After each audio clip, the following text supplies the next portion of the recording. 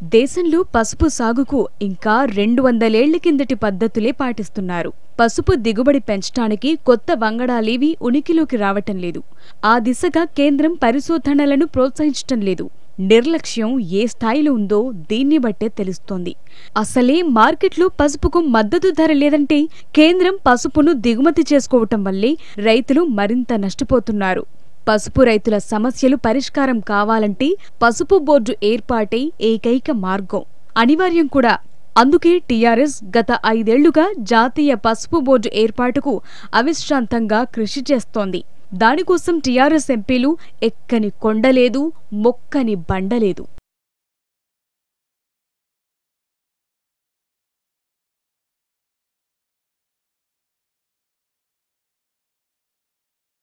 పసుపు బోర్డు ఏర్పాటన్నది పూర్తిగా కేంద్రం పరిధిలోని అంశం. ఆ విషయంలో రాష్ట్రాలకు ఎలాంటి అధికారం ఉండదు. బోర్డు ఏర్పాటు కోసం తెలంగాణ ప్రభుత్వమే ముందుకొచ్చి తన వంతుగా 30 కోట్లు కేటాయించినా కేంద్రం స్పందించలేదు. ఇప్పుడేమో ఉల్టా టీఆర్ఎస్ ఎంపీల మీదే విమర్శలు చేస్తున్నారు. రోజుకో బీజేపీ నాయకుడు తెలంగాణకు వచ్చి పచ్చి అబద్ధాలు మాట్లాడుతున్నారు. రామ్ మాధవ్, రాజ్నాథ్ సింగ్ మాటలు వింటుంటే పసుపు బోర్డు విషయంలో బీజేపీ రాజకీయాలు ఎంత వికృతంగా ఉన్నాయో అర్థమవుతోంది. పసుపు బోర్డు కోసం పోరాడింది టీఆర్ఎస్ ఎంపీలు, ఢిల్లీ వేదికగా ఉద్యమాలు చేసింది టీఆర్ఎస్ ఎంపీలు. ఆ విషయం దాచిపెట్టి టీఆర్ఎస్ ఎంపీలకు అంత తీరిక లేదని నిస్సిగ్గుగా ప్రచారం చేస్తున్నారు.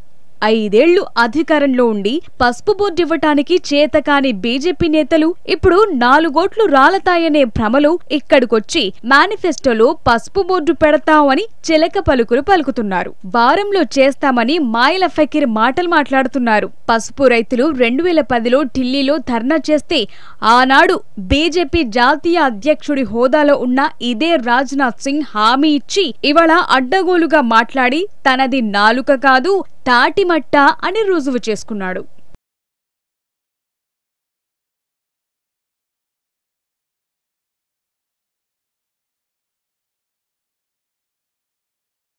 అయినప్పటికీ ఎంపీలు నిబద్ధతతో పోరాడుతున్నారు. ఇప్పటికే పలు రాష్ట్రాల మద్దతు కూడా కూడగట్టారు. ఎంపీ కవితతో పాటు తతిమ ఎంపీలందరూ ప్రధాని మోదీని పలుమార్లు కలిసి విజ్ఞప్తి చేశారు. ఢిల్లీ వెళ్లినప్పుడల్లా ప్రధానితో పాటు కేంద్ర మంత్రులను కలిసి పసుపు బోర్డు డిమాండ్ను వారి ముందుంచారు.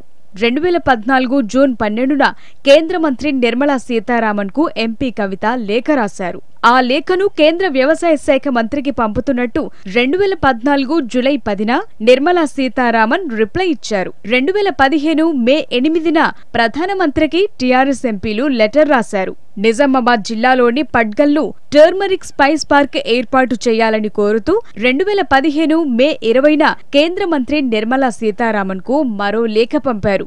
2016 ఫిబ్రవరి 16న ఎంపీ కవిత బృందం కేరళ సీఎం ఉమిన్ చాందీని కలిసి పసుపు బోర్డు ఏర్పాటుకు మద్దతివ్వాలని కోరింది. 2016 జూన్ 15న కేంద్ర మంత్రి నిర్మలా సీతారామన్ ఎంపీ కవితకు ఇచ్చిన సమాధానంలో పడ్గల్లో స్పైస్ పార్క్ ఏర్పాటుకు రాష్ట్ర ప్రభుత్వమే నిధులివ్వాలని పేర్కొన్నారు. 2016 ఆగస్టు 12న దివంగత తమిళనాడు సీఎం జయలలితను కలిసి పసుపు బోర్డు ఏర్పాటుకు మద్దతు కోరారు. ఇదే విషయంపై 2016 ఆగస్టు 25న మహారాష్ట్ర ముఖ్యమంత్రి ఫడ్నవీస్ కు కూడా లేఖ రాశారు. అదే రోజు ఫడ్నవీస్ ప్రధానికి లెటర్ రాసి పసుపు బోర్డు ఏర్పాటు చేయాలని కోరారు. 2016 సెప్టెంబర్ 16న యోగా గురువు బాబా రామ్దేవ్ కు టీఆర్ఎస్ ఎంపీలు లేఖ రాసి సపోర్ట్ కోరారు. వెంటనే స్పందించిన రామ్దేవ్ పీఎంకు లేఖ రాసి పసుపు బోర్డు ఏర్పాటు చేయాలని విజ్ఞప్తి చేశారు.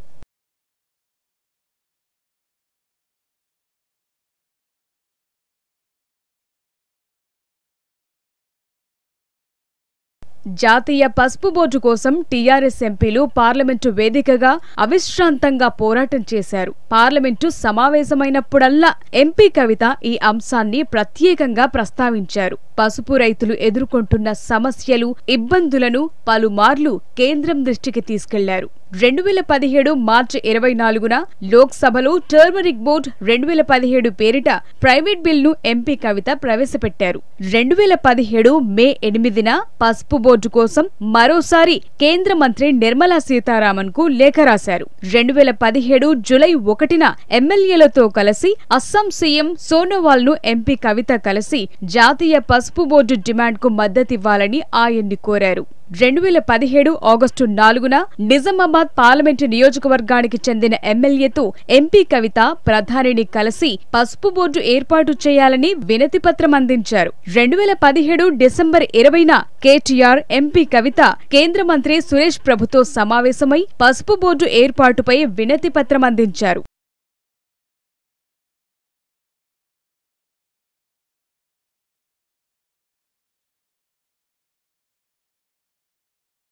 పసుపు బోర్డు విషయంలో టీఆర్ఎస్ ఎంపీలకు అస్సాం సీఎం సోనోవాల్ మద్దతు ప్రకటించారు. 2018 జూలై 7న ఆయన ప్రధానికి లేఖ రాశారు. 2018 జనవరి 3న టీఆర్ఎస్ ఎంపీలు కేంద్ర వాణిజ్య పరిశ్రమల శాఖ మంత్రిని కలిసి హైదరాబాద్లో టర్మరిక్ వర్క్షాప్ నిర్వహించాలని కోరారు. వర్క్షాప్ నిర్వహణకు సంబంధించి 2018 జనవరి 15న స్పైసెస్ బోర్డు చైర్మన్ నుంచి రిప్లై వచ్చింది. 2018 జూన్ 18న హైదరాబాద్ లో టర్మరిక్ వర్క్షాప్ జరిగింది.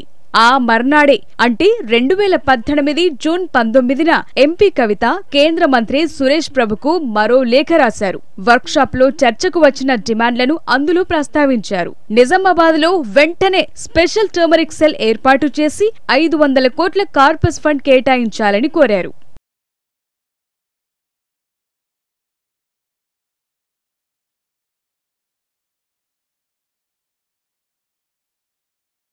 పసుపు బోర్డుతో రైతులకు ఎన్నో ప్రయోజనాలు చేకూరుతాయి. పసుపు దిగుబడి పెరుగుతుంది, ఎగుమతులు కూడా పుంజుకుంటాయి. ప్రస్తుతం రాష్ట్రం నుంచి కేవలం 10% పసుపు మాత్రమే ఎగుమతవుతోంది. తద్వారా ఏటా 300 కోట్ల వరకు ఆదాయం వస్తోంది. అది పసుపు బోర్డు ఏర్పాటైతే రైతులకు మరింత భరోసా దొరుకుతుంది.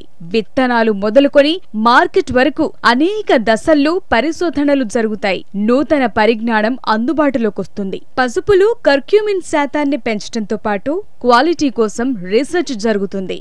ఇన్ని ప్రయోజనాలున్నాయి కాబట్టే టీఆర్ఎస్ ఎంపీలు గత 5 ఏళ్లుగా పసుపు బోర్డు కోసం మనసా వాచా ఉద్యమిస్తున్నారు.